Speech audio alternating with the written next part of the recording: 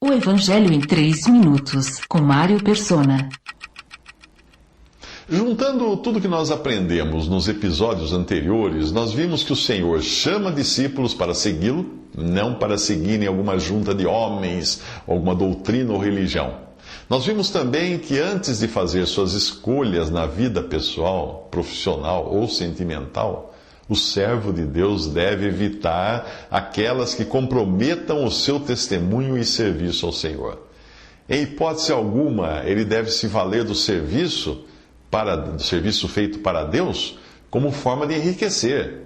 A teologia da prosperidade é uma mentira que tenta aplicar à igreja, cuja esperança é celestial, promessas de prosperidade material que Deus fez a Israel, cuja esperança é terrena. A pregação do servo de Deus deve ser centrada em Cristo, não num líder, doutrina ou denominação. Essa pregação jamais deve exaltar aquele que prega. O que prega deve apresentar Cristo às pessoas e sair da frente o mais rápido possível. Não bajular e nem aceitar bajulação é um exercício diário de todo cristão ocupado em exaltar apenas o Senhor. Ao contrário dos mestres da lei, que ensinavam suas próprias opiniões sobre as Escrituras, Jesus ensinava com a autoridade que a própria palavra de Deus confere. Pregue o que a Bíblia diz com o discernimento do Espírito Santo e você estará pregando com a autoridade que emana da palavra de Deus e não de alguma religião. Eu me lembro de um irmão que, quando perguntado sobre algum assunto, ele respondia assim: vamos ver o que diz a palavra de Deus. Em seguida, ele abria sua Bíblia. Não é na história, na arqueologia, na cultura, na filosofia, na psicologia, nos costumes que você encontra o entendimento da Bíblia, mas na própria palavra de Deus aplicada no poder do Espírito.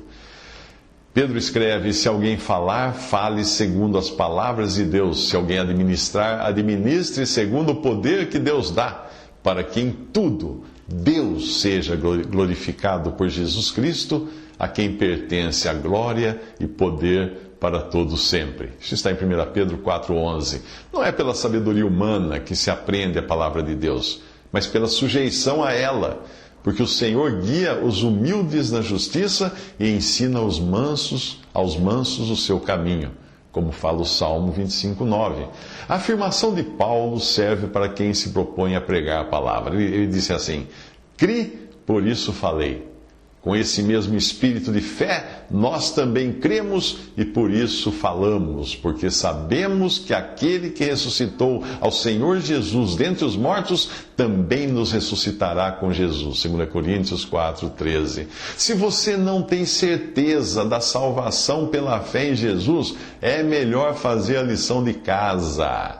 Como você pode dizer aos outros que devem crer em Jesus, se você que crê não está seguro do seu destino eterno? Será que o seu evangelho não passa de uma religião? Ou talvez de uma lista de regras a ser seguida? Visite 3minutos.net. Dúvidas? Visite respondi.com.br. Adquira os livros ou baixe o e-book. Também para Android e iPhone.